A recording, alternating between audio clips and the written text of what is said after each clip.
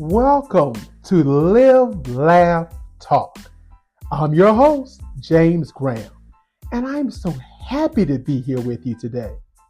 We will start our podcast with a discussion on a very sensitive subject entitled, Where Do Labels Belong? Then we will transition to our segment, How Did We Get Here? Followed by our hobbies and special interest section, which will have a guest today. Looking forward to that. And then conclude with our sunflower message, which is our happy note for the day. You're encouraged, as always, to share your thoughts on these subjects on our website at livelaughtalk.com. Or if you're listening on Spotify, you can add a voice memo as well as comments and participate in our poll. Also, wherever you listen to the podcast, please follow us. Please, so that you are notified of new episodes when they're released. The topic that we will begin with today is, where do labels belong? If we walk into any market to buy goods, we find labels everywhere. Although many are colorful and seemingly nonsensical, they have a purpose. The purpose is not only to name a product, but to give a description. Take any can of soup, for instance. It will tell you, among other things, the name of the corporation who makes it, what the main ingredients are, and the nutritional value. Thank God for the label, right? Now we know what we're eating and who made our product. See, without the label, if we open a can wanting, let's just say, chicken noodle, we might get beef stew, clam chowder, or any other thing that we didn't have the taste for. Also, the label helps us to prevent an allergic reaction due to the ingredient product knowledge that it provides. Useful, huh? So useful are the labels that we may group an entire product line by the most popular label. Your mother may tell you to eat Campbell's when sick, but she just means any soup in general. Kids may ask for Kool-Aid, but any powder-flavored drink will suffice. Some teenagers will call any effervescent dark-colored drink Coke. And how many times have you been told to Xerox something when the person really meant copy? Actually, manufacturers and advertisers know the power of labels. You may recall being asked to save soup labels as a child. Well, that goal was to bring the labels to the school for items that the soup company would then provide the school based on the number of labels submitted. Now, what did this accomplish? Well, parents would buy that brand of soup for the labels. The schools would print their brand name on handouts that were sent home to the parents, notifying them of the soup drive. But most importantly, the label made the child remember that brand at an early age. Now, as adults, they probably still buy that brand of soup. I know I do. At this point, the label brings about a reaction. Yes, a familiar labeled soup may bring warm feelings of mom when you were sick or cold, just as a familiar label on a medicine bottle may bring about negative feelings of the ailment as well as the side effects. Now, what does all of this tell us? Well, labels are important for products. They inform, bring familiar feelings, aid in remembering, and can group product lines under one umbrella. Where labels are inappropriate are on people. None of us want to be labeled, but we're guilty of labeling others. Like products, people labeling gives a description, but what it falls short by doing is not allowing the hearer to get to know that individual for themselves.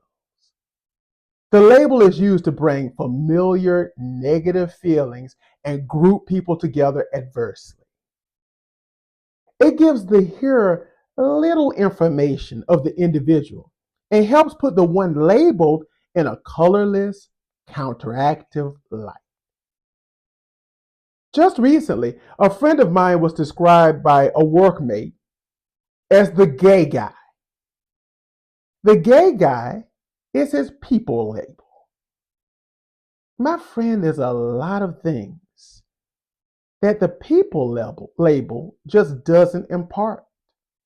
The gay guy doesn't tell us that he is a war veteran, a child advocate, a healthcare professional, a loving parent, nor does it tell us his love for his community, that he volunteers for various things on any level. The people label doesn't even tell us his beautiful mother given name.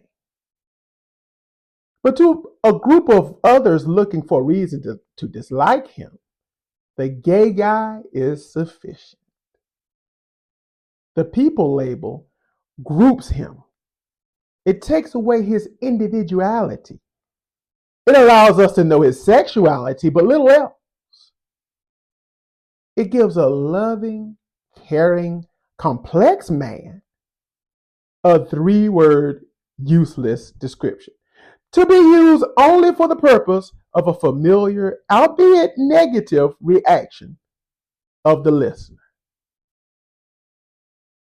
Not long ago, a friend and I were referred outside of our names that our parents took the time and concern to mull over before writing them on our birth certificates. You see, we were labeled the black people. The label was given along with a negative stereotype. The user stated in full that the black people in the room were too loud. Our people label is the black people. This was offensive, not because I'm ashamed of my race, just as my friend is not ashamed of his sexuality. The user adopted this label to stereotype and group unfavorably. And it is this user's purpose that I personally resent. This gives us another problem with people labels. Rarely do they give us a congenial feeling. Less often do they uplift. For instance, why wasn't my friend labeled the beautiful, kind-hearted father? Or my friend and I labeled the faithful, loyal people? Why? It's because people labels are judgments. These are judgments placed upon us unwillingly. And unlike products, they refrain from describing what we are truly made of. Instead, they only give a limited view that the user wishes the hearer to see. In order to better the world around us, and that's the purpose of this podcast. That's its very purpose entirely, to better the world around us. And in order to do that, we must seek to change ourselves. If we find we prattle to the point of hurting others by labeling, allow ourselves to remove the impulse. We will find that our world around us and our minds will be capaciously broadened. Thus, we will be an asset to our friends and others. We will truly be useful and desired with our thoughts and ideas being implored and solicited by others. May we avoid the use of people labels because honestly, they have no place at all.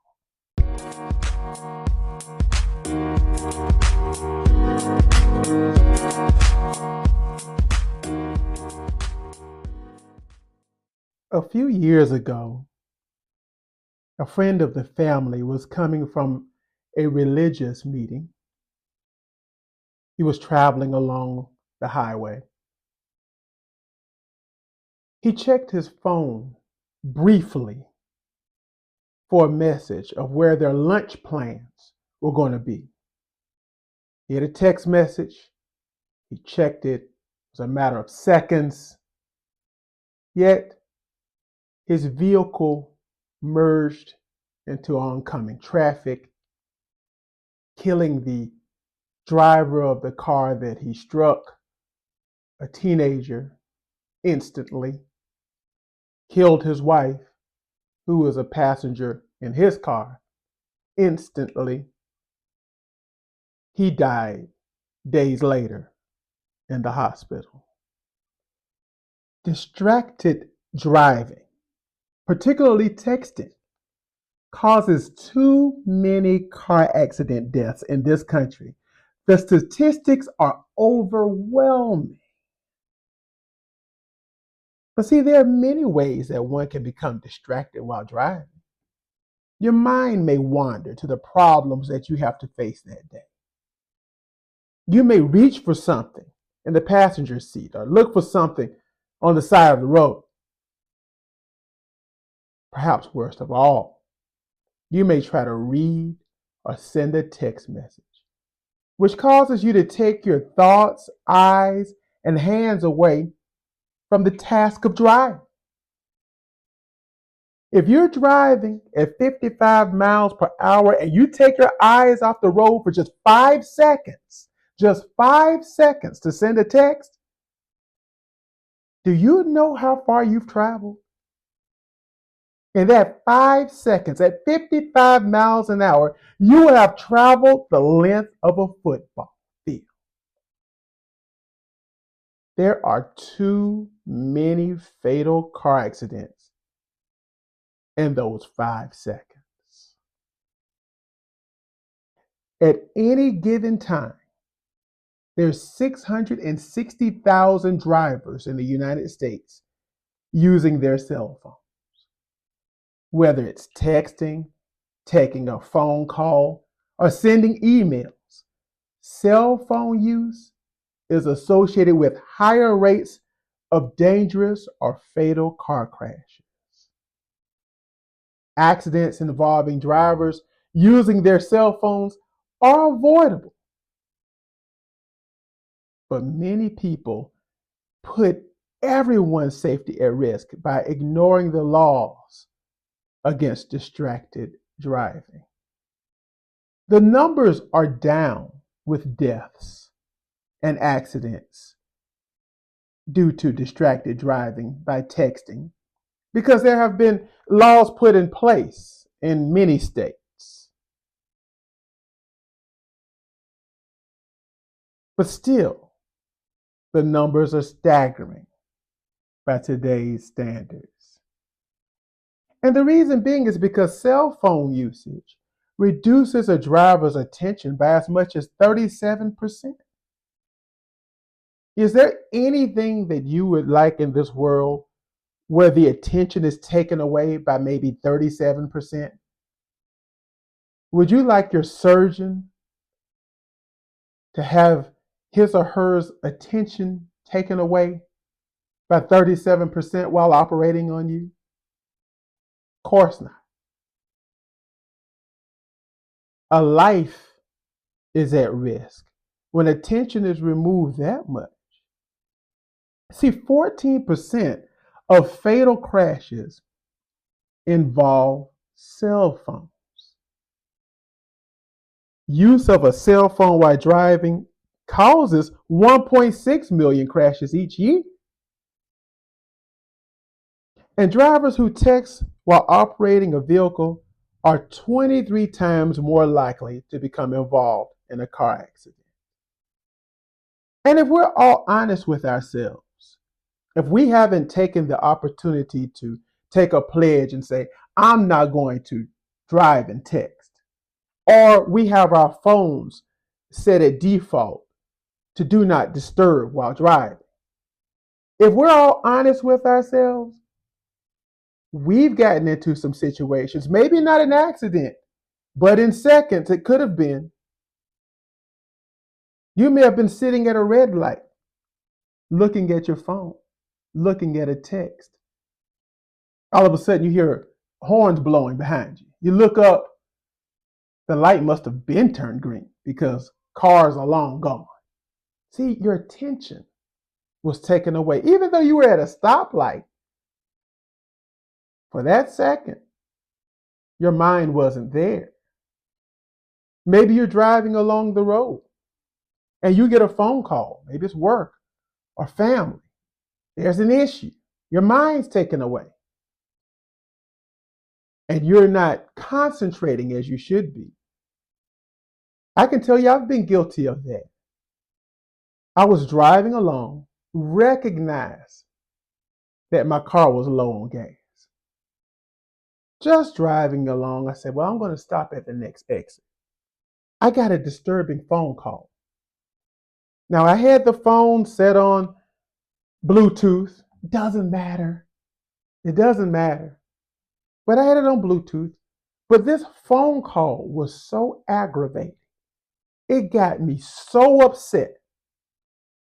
I forgot all about that gas.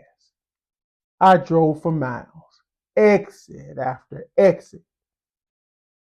No fuel in the car. Pretty soon, guess what happened? The car told me. When it ran out of gas, it stopped. Put me on the side of the road. All because I was distracted. No, nobody died that day. There was no traffic accident of any kind. Yet, distraction caused hardship that didn't have to be if I was paying attention. See, it only takes a second. It only takes a second to take your eyes off the road and be distracted, but it can have lifelong repercussions. And texting and driving may seem innocent enough, but every year, thousands of faultless drivers and passengers are killed due to the negligence of other drivers. And I know what's going on in your mind. You're thinking, these are our teenagers. Well, my friend that died wasn't a teenager. Was beyond what we would call middle age. See, these mistakes happen way too often. And if we're going to talk about teens, it's true. 1 in 3 teens in the U.S. admit to texting and driving at least once. A new study found that 58% of crashes involving teenagers were caused by driver distraction. And that's a huge problem. But you know what's even bigger? Is that teens hear their parents telling them not to text while driving. But these teens see their parents doing exactly that. See, it's hard to ask them to change their driving behavior when we can't do it ourselves, right? Yes, teens aren't the only problem. All age groups are guilty of distracted driving and texting. Parents of the millennial generation and older are all guilty of doing this. See, older individuals too can be distracted by in-vehicle technology because they may struggle with the interfaces. Maybe they're trying to change the radio station, or they're trying to find where they're going into the navigation.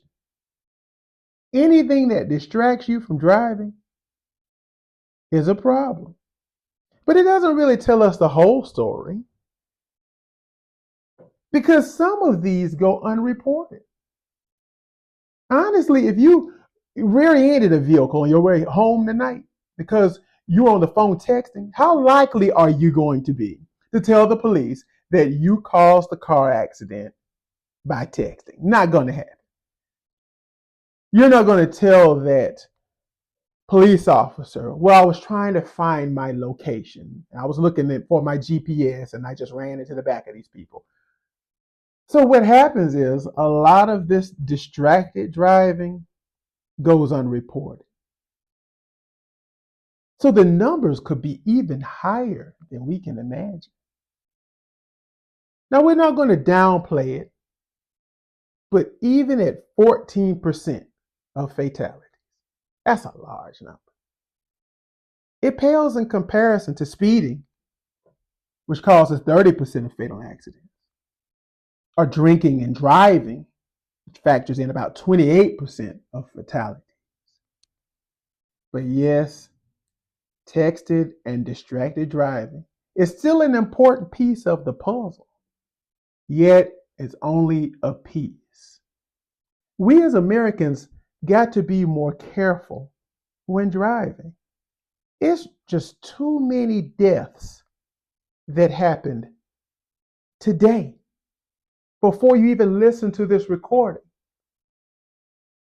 If we were to actually announce every fatality that happens in a car on a daily basis, like what happens with airplanes,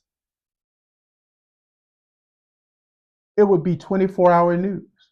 The number's too great. So we've got to cut back. Yes, we got to cut drunk driving completely out. We've got to slow down with the speeding. And we also got to pay attention when driving. We can't let phone calls or text messages distract us, or any use of that phone, because it doesn't stop there. There are people reading books while driving, or people looking for their locations or GPSs or gas stations or whatever and not pulling over. They continue to drive at a high rate of speed. But we have to ask ourselves, when we're starting to talk about 660,000 drivers attempting to use their phones while driving and causing 14% of fatal crashes, we have to ask ourselves, how did we get here?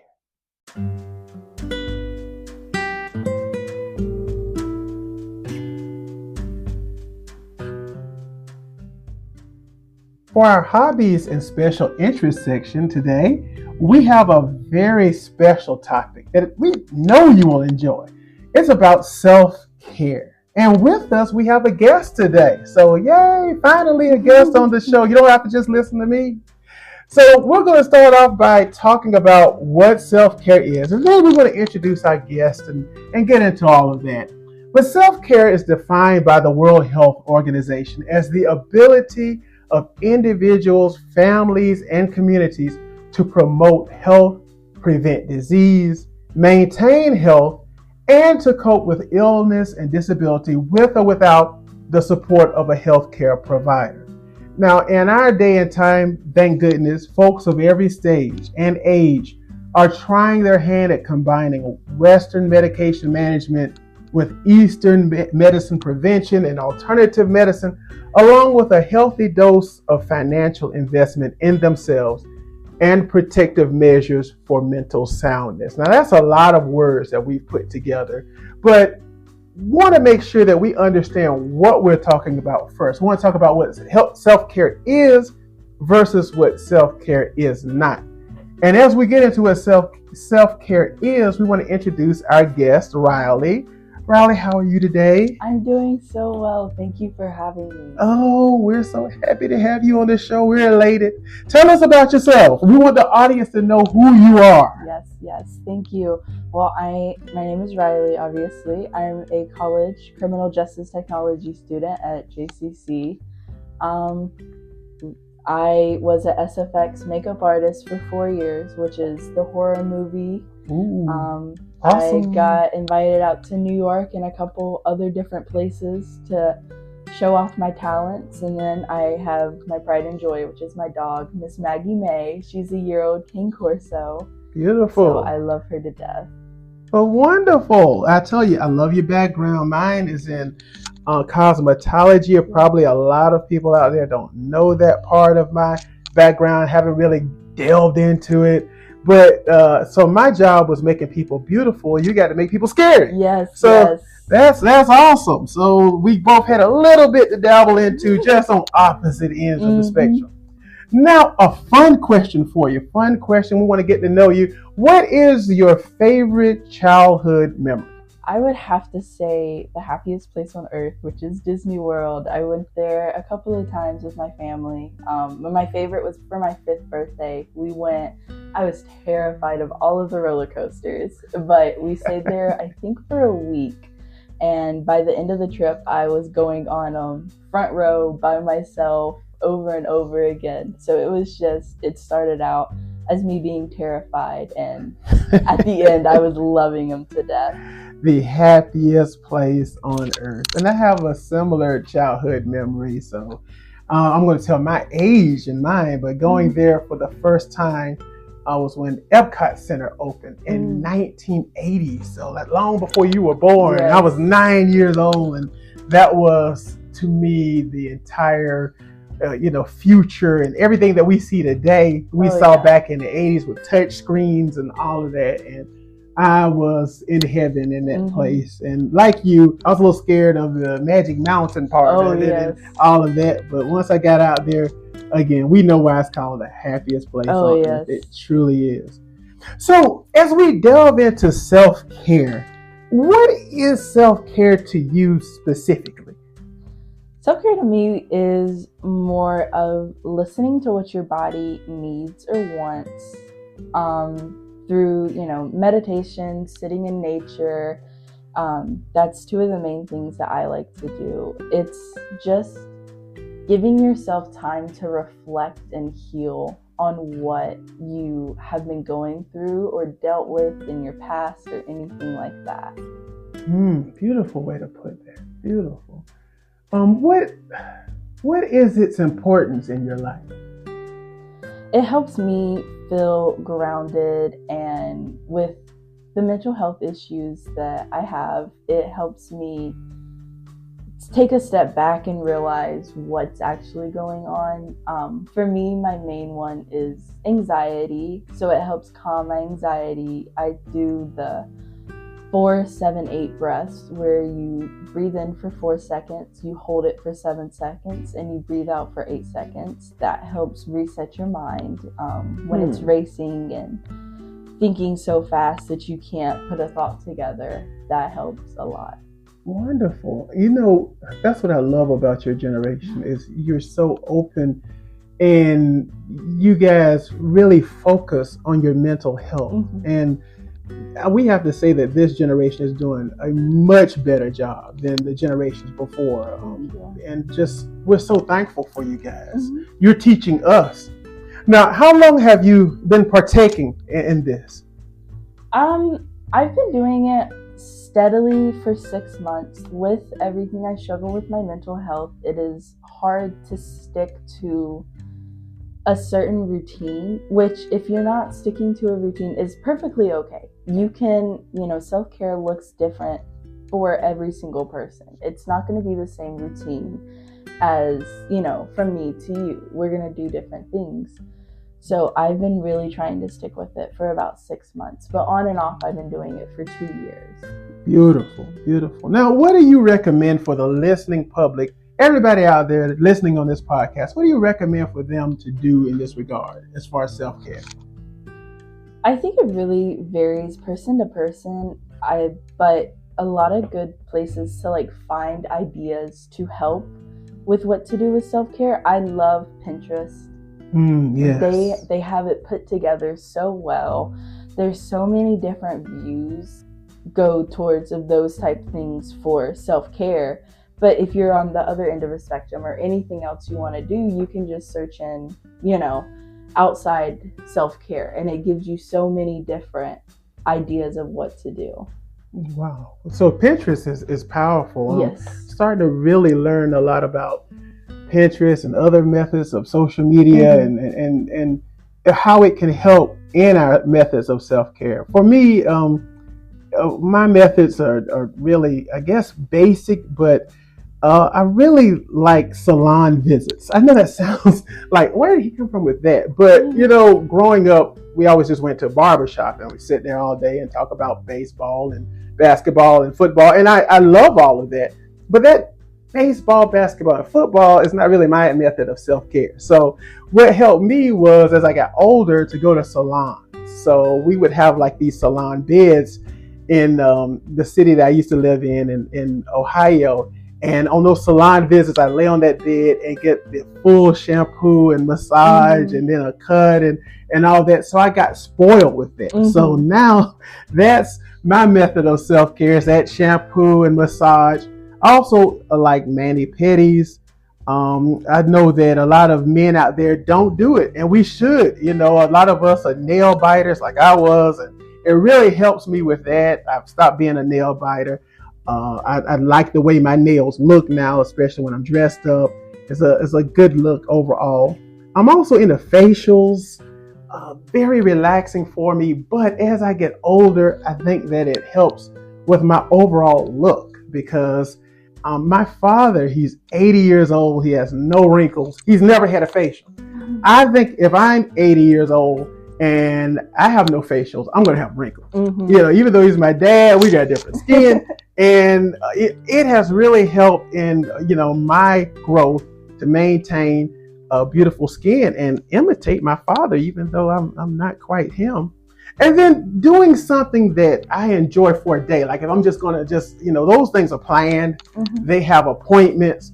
But if I'm just going to do some self-care for the day, I like motorcycling. I will get out on that bike of mine. You've seen it. Yeah. And I'll get out there, ride around a little bit. I may not even have a place to go. I'm riding aimlessly, but that clears my mind, and it's something that I can do to treat myself. And so when we think about treating ourselves, Riley, how often should we do that? How often should we treat ourselves? I think it's important to treat ourselves when we're having like a bad day, or you need a pick-me-up or something like that. But there's also no set schedule of when we should treat ourselves. I think it's more important to listen to our body and kind of see when our body needs a break or when our mind needs a break. If I have a task that I'm dreading or something that I know is going to be like mentally hard for me, I always will treat myself afterwards and have like a self-care day, or, do something fun, go for a walk, stay outside. If it's raining, I love dancing in the rain. Okay. So today was a perfect day for that, with it being all rainy and gloomy, but I loved it. Dancing in the rain. There's even a song. Yes. The Dancing in the Rain. I don't think I've ever done that before, but maybe I need to try it. That sounds relaxing in itself. So relaxing, yes. It does. Now, so in that, you already answered the next question, but it doesn't have to break our budget. To treat ourselves, do we have to break the bank? Absolutely not. No, I agree. We can do something simple and fun. And, definitely if we start getting into places or into an event that's so expensive, then we're not going to keep it up. So, also for some people, spending money, takes a tax on their mind. So for them, it wouldn't be a self-care if they're having to spend money. So they're able to find ways to do stuff for free or little to no money. Right. I like that, because and then if you can do it for free, you'll do it often and you'll take care of yourself. And then again, I appreciate that, because our budgets get busted, and that's not self-care at all. Right, that's mental anxiety. So we don't need that. And within our self-care, just to recap, it can take many forms. It could be physical, it could be spiritual, emotional. But it's important to maintain it for our health, our well-being. And it could just range from a hot soak, a shampoo, to yoga, to dancing in the rain, to whatever it is that works for you. Some like to prepare meals and eat or dress, or a certain choice of style. There was a friend that I noticed, they posted yesterday on Instagram that they just had a dress up day. Out of the clear blue, they just dressed up. It wasn't a Sunday. It wasn't, going to church. None of that. They just wanted to do that for themselves. There was another friend that dressed up in costume and went to a movie yesterday, which was amazing. That was her self-care. So she dressed up like the character in the movie and she took a bunch of pictures and she had a great time. So we want to do things like that. We want to recognize that it's not an indulgence. It's not something that's we got to spend a bunch of money. We can tailor it to our budget. We can make it where it's a wellness, where we're feeling well inside and out. And in that, it could be energizing and exciting in itself. So, Riley, you've been a joy. You've been my method of self-care today. And I'm sure to the listeners out there, they're so happy to not have to hear my voice for the whole episode. Thank you so much for being with us. And please don't be a stranger. We're planning to bring Riley back in the future for various topics. And we want to keep that young perspective. We want to gain our young viewers, but you guys help us to stay young. So we need you around. Thanks so much, Riley, for being with us. Yes, of course. Thank you so much for having me.